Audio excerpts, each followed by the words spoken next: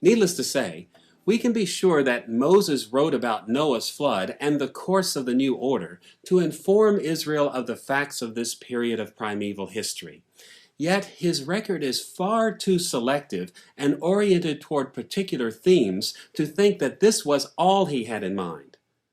Moses wrote not just to report the past, but to guide Israel in his own day as well. We will unfold Moses' purpose by looking at three portions of Genesis chapter 6 verse 9 through chapter 11 verse 9. First, we will examine the original meaning of the flood narrative, and then we will turn to Moses' record of Noah's sons. And finally, we'll give attention to the original implications of the last portion of the primeval history, the defeat of Babel. Let's look first at the ways Moses related the flood of Noah to the experience of Israel in his day. To discern Moses' use of the flood narrative, we will look at two aspects of the story. First, the connections he established between the flood and the Exodus, and second, the implications of these connections for Israel. Moses established connections between the flood and his own day by portraying Noah in ways that closely resembled his own life and ministry. Now, to be sure, the lives of Noah and Moses were different in many ways, and these differences should not be ignored. Yet it's also evident that Moses purposefully depicted Noah so that his Israelite readers would see Noah as a precursor or foreshadowing of Moses. There are at least 8 significant connections between Noah and Moses. In the first place, Moses drew a connection between himself and Noah in the motif of violence. You'll recall from Genesis chapter 6 verse 13 that Noah's flood came because the world was filled with violence. As Exodus chapters 1 and 2 make clear, the Egyptians had inflicted much violence on the people of Israel prior to the call of Moses. Moses' deliverance from Egypt came in response to the violence inflicted on the people of Israel. So the work both of Noah and of Moses was to deliver from violence. A second association appears in Moses' use of the term ark.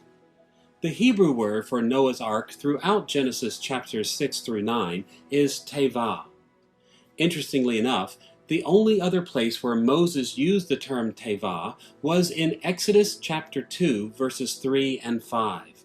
There he referred to the basket in which his mother placed him as an ark, or a tevah. Although Noah's ark was mammoth, while Moses' ark was very small, Moses pointed to the fact that both he and Noah had been delivered from watery deaths by means of an ark, or tevah. In the third place, the importance of divine covenants also establishes Noah as a precursor of Moses. As we have seen, according to Genesis chapter 6 verse 18 and chapter 9 verses 11 through 17, Noah entered into covenant with God on behalf of the entire human race. But of course, we know that one of Moses' primary services to Israel was to mediate a divine covenant. As Exodus chapters 19 through 24 illustrates so well, Moses was chosen to lead the people of Israel into a special covenant with Yahweh as they came to Mount Sinai. The central role of judgment through water also establishes a fourth connection between the two men. In Genesis chapters 6 through 9, God delivered Noah and his family by taking them safely through a flood that destroyed the wicked of the earth. And in much the same way, as Exodus chapters 13 through 15 tell us, Moses brought Israel out of Egypt by passing through the waters of the Red Sea, which waters in turn destroyed the army of the Egyptian oppressors. In the fifth place, God sent wind to drive back the waters in both the days of Noah and the days of Moses. As we have read, according to Genesis chapter 8 verse 1, God sent a wind to drive back the waters of Noah's flood. Similarly, according to Exodus chapter 14 verse 21, at the Red Sea, the Lord drove back the sea with a strong east wind. A sixth connection appears in the emphasis put on animals. As Genesis chapter 6 verse 19 tells us, God commanded Noah to bring animals into the ark. On no less than 4 occasions, the book of Exodus mentions the many animals that left Egypt with the Israelites. Just as God ordained for Noah to bring animals into the world of his day, God also ordained that Moses should bring animals into the promised land. Seventh, the theme of divine remembrance also joins Noah and Moses. You will recall that in Genesis chapter 8 verse 1, as the waters raged in the days of Noah, God acted on Noah's behalf because he remembered him. God had made a covenant with Noah that he would bring him safely through the flood, and he remembered that covenant. In much the same way, God declared to Moses that he delivered Israel from Egypt because he remembered his covenant. Listen to what God told Moses in Exodus chapter 6 verse 5. Moreover, I have heard the groaning of the Israelites whom the Egyptians are enslaving, and I have remembered my covenant. Divine remembrance played a vital role in the flood and in the Exodus. Finally, the blessing of nature also associates Noah with Moses. Noah brought the human race into a new world where God promised there would be a lasting and stable natural order that would benefit humanity. In a similar fashion, Moses told Israel that in the land of promise, nature would remain constant and beneficial in much the same way. With these connections between Noah and Moses in mind, we are in a position to see the implications of these parallels for the nation of Israel. Why did Moses establish these connections? To grasp the original implications of this material, we must remember that the people of Israel had seriously rebelled against Moses, questioning his authority and the wisdom of his program of exodus and conquest. These challenges to his ministry led Moses to establish connections between himself and Noah. God had used Noah in the flood of deliverance to redeem humanity from horrible primeval violence and to reestablish the human race in a new world of great blessings. And in much the same way, God had chosen Moses to deliver Israel from the horrible violence of Egypt and to bring Israel into a new world of the promised land. Moses' design for Israel was so similar to the flood of Noah that no one could rightly deny it had come from the hand of God. Now that we have seen the original meaning of the flood of deliverance, we should turn to Moses' record of the sons of Noah in Genesis chapter 9 verse 18 through chapter 10 verse 32. Why did Moses include this material in his primeval history? What was his purpose in bringing these matters to Israel's attention? To examine this portion of Moses' record, we will look at 3 issues. First, his special focus on Canaan. Second, the theme of conflict. And third, the implication of these motifs for Israel. Consider first the way Moses gave attention to Canaan. You will recall that Noah awoke from his drunken sleep and realized that Ham had dishonored him and that Shem and Japheth had honored him. Now, it would only seem reasonable for Noah to have been angry with Ham and to have cursed him, just as he blessed his other sons. But this is not what happened. Listen to the entirety of what Noah said in Genesis chapter 9, verses 25 through 27. Cursed be Canaan, the lowest of slaves will he be to his brothers. He also said, Blessed be the Lord, the God of Shem. May Canaan be the slave of Shem.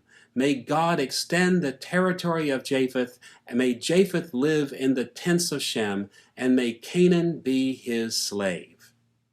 As we see in this passage, Shem and Japheth received appropriate rewards for their righteousness.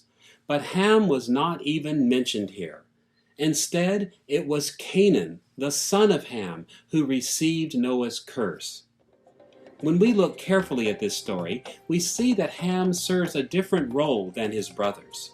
In short, Ham has little significance apart from the fact that he was the father of Canaan. Notice the way Moses wrote of Ham in this narrative. In chapter 9, verse 18, we read, "The sons of Noah who came out of the ark were Shem, Ham, and Japheth. Ham was the father of Canaan." The same identification appears in chapter 9, verse 22 as well. Ham, the father of Canaan, saw his father's nakedness. In many respects, Ham fades into the background of this story, and his son Canaan takes his place alongside Shem and Japheth. With Moses' special emphasis on Canaan in mind, we may turn to a second concern that appears in his treatment of the sons of Noah: conflict in the new order after the flood. The theme of conflict plays a major role in Moses' attention to Noah's sons. To miss this theme is to miss the most important aspect of the story. The idea of conflict also appears in Genesis chapter 9, verses 25 through 27. "Cursed be Canaan, the lowest of slaves will he be to his brothers. He also said, Blessed be the Lord, the God of Shem. May Canaan be the slave of Shem. May God extend the territory of Japheth. May Japheth live in the tents of Shem, and may Canaan be his slave." Notice how Moses stressed the certainty of conflict by repeating Canaan's curse 3 times in this passage. In verse 25, he pronounced the curse that Canaan would be the lowest of slaves, or the lowest kind of slave imaginable.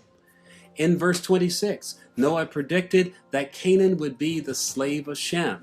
And in verse 27, Moses added that Canaan would become Japheth's slave as well. Through this repetition, Moses stressed the fact that Canaan would certainly be conquered by his brothers. Beyond this, it's important to note that these verses portray Shem as the principal victor over Canaan.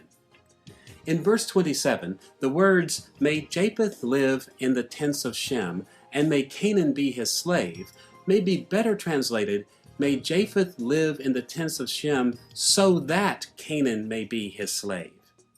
Noah's idea seems to be that Canaan will become subservient to Japheth only to the extent that Japheth joined forces with Shem. In effect, Moses believed that Shem was to take the lead in subjugating Canaan. So we see in this passage that Moses established an important feature of the new order after the flood, which could hardly have been expected.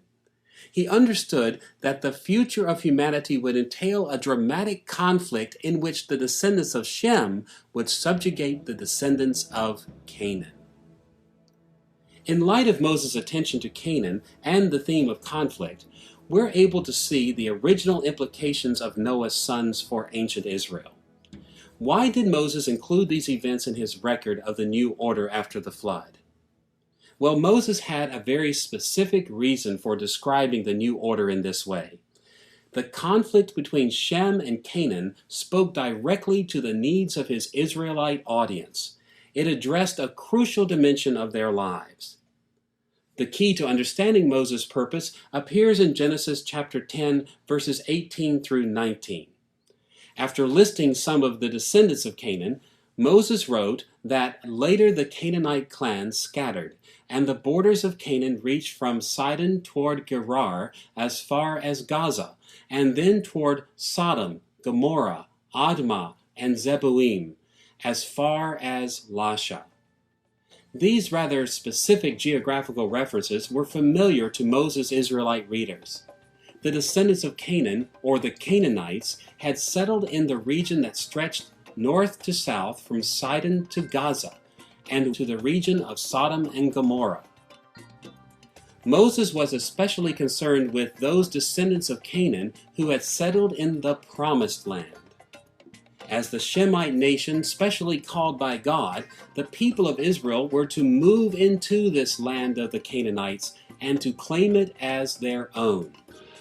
So we see that Moses' account of the sons of Noah was not simply designed to give an account of the past. It was designed to give a background to Moses' call to Israel to move forward into the conquest, just as God had ordained in the primeval history. As a result, the Israelites who resisted Moses' call to take the land of Canaan were not simply resisting Moses. They were actually resisting the plan of God, the order that God had established for the world after the flood. Now that we have seen how the accounts of the flood and Noah's sons apply to the original Israelite readers, we should turn to our third focus, Moses' original intention when writing about the defeat of Babel in Genesis chapter 11, verses 1 through 9. To grasp how Moses wanted the Israelites to apply the story of Babel's defeat to their lives, we will look into three aspects of this passage. First, Moses' description of the city. Second, his description of Yahweh's victory. And third, the implications for the Israelites as they moved toward the Promised Land. Let's look first at the description of the city. We should note that the name of the city, Babel, corresponds to the city which later came to be known as Babylon. By the time of Moses, the city of Babylon was well known in the ancient Near East. It had been a center of civilization for many years, and its reputation had reached mythic proportions. So when Moses wrote about a place called Babel after the flood, his Israelite readers would have immediately recognized this place as the primeval origin of a great urban center. A second important aspect of Genesis chapter 11 verses 1 through 9 is the way in which Moses described Yahweh's victory over this great primeval city. At several points in his story, Moses displayed the grandeur of God's victory by contrasting the outlooks of the inhabitants of Babel with his own true outlook. For example, consider the way Moses handled the theme of scattering, or in Hebrew, the verb putz. On the one hand, the inhabitants of Babel were deeply concerned with the possibility that they might be scattered. In chapter 11, verse 4, we find that they built the city so that they may not be scattered over the face of the whole earth. But by contrast, Moses reported twice that God did precisely what the people of Babel did not want to happen.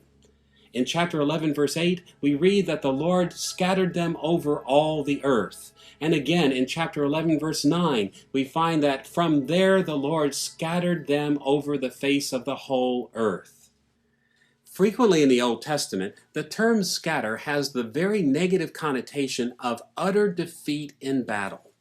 Defeated soldiers are scattered as their enemies chase them away, slaughtering them as they flee. And this is the connotation in this story as well. Moses presented this story as an account of an astonishing victory for Yahweh. Yahweh called his heavenly host to war against the city of Babel and to chase away its fleeing inhabitants across the face of the earth. Another way in which Moses contrasted his outlook with that of the inhabitants of Babel was with respect to the size of the city and its tower. According to Genesis chapter 11, verse 4, the inhabitants of Babel wanted a tower that reached to the heavens, the place of their gods. But Moses scoffed at this idea. Instead, in Genesis chapter 11, verse 5, he wrote that the Lord came down to see the city and the tower that the men were building. The Hebrew word yarad, which is here translated came down, has a rather specific connotation in this story.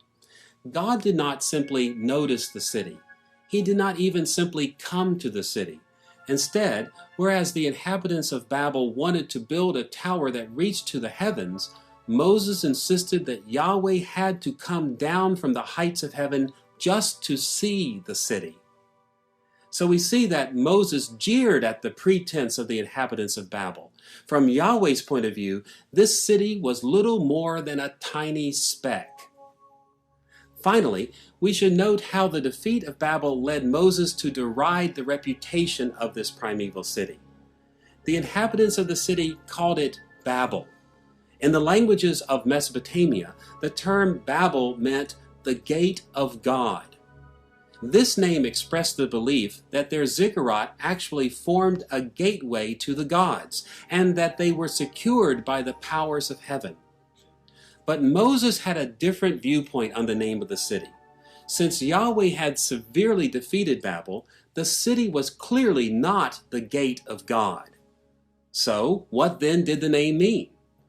Moses' strikingly sarcastic answer appears in Genesis chapter 11, verse 9. That is why it was called Babel, because there the Lord confused the language of the whole world. To understand Moses' sarcasm in this verse, we need to understand how he played with the sounds of two Hebrew words. First he said, that is why it was called Babel. The Hebrew word for Babel is simply Bavel, a Hebrew version of what the Mesopotamians called that place. But then Moses explained that the city had this name because the Lord confused human language there. The Hebrew word translated confused is balal, which sounds similar enough to Bavel in Hebrew that Moses' sarcasm worked. He reviled the ancient city by saying that the real reason it was called Babel was because of balal, or confusion, that took place there. So from Moses' point of view, the name Babel was appropriate for this place, not because it was the gate of God, but because it was a place of confusion for the whole world. Through this sarcasm, Moses utterly reversed the awesome reputation that Babel had in his day. He led the Israelites in delightful laughter as he told them that the victory of their God Yahweh had made a joke out of the greatest city of primeval history. With the description of the city and Yahweh's victory in mind, we are in a position to see the implications of this story for the people of Israel as they moved toward the Promised Land. As we know, at Kadesh Barnea, Moses sent spies into the land of Canaan who returned with bad reports. They claimed that Israel could not conquer the land of Canaan because the forces there were too great. As a result, the Israelites turned away from the conquest and spent the next 40 years wandering in the wilderness. It was only when the next generation came to adulthood that Moses was ready to move Israel against Canaan once again. One aspect of these bad reports helps us understand the significance of the defeat of primeval Babel. Listen to what the spies said about the cities of Canaan, as reported in Deuteronomy chapter 1, verse 28. The people are stronger and taller than we are. The cities are large, with walls up to the sky. Unfortunately, most modern translations of this verse fail to draw the connection between this description of the Canaanite cities and the Tower of Babel. When the spies spoke of walls up to the sky, the term for sky is the Hebrew word shamayim, which is often translated heaven. In fact, it's the same term used about the Tower of Babel when it is described as a tower that reaches to the heavens in Genesis chapter 11, verse 4. In both cases, the idea was that the cities were invincible because they had reached the heights of heaven. So it is that Moses drew a connection between the primeval city of Babel and the cities of Canaan. The Israelites thought that the walls surrounding the cities of Canaan reached to heaven, much like those who built the tower at Babel thought that their ziggurat had reached heaven. And this connection between the city of Babel and the cities of Canaan brings Moses' purpose to light. Put simply, the Canaanite cities before the people of Israel may have seemed to reach to heaven, but they were still no match for the power of Yahweh. In the primeval days, Yahweh moved against the greatest city known to humanity, whose tower supposedly reached to heaven as well. Yet this primeval city, which was greater than any city of Canaan, was easily destroyed by Yahweh. Just as God had delivered the human race into a new order through the primeval flood, he had delivered Israel from Egypt.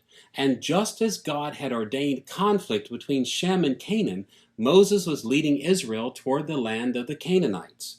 And just as God defeated the great city of Babel, he would soon give victory to Israel against the cities of Canaan. From these chapters of the primeval history, the people of Israel should have understood that to follow Moses toward the promised land was to move in the right direction.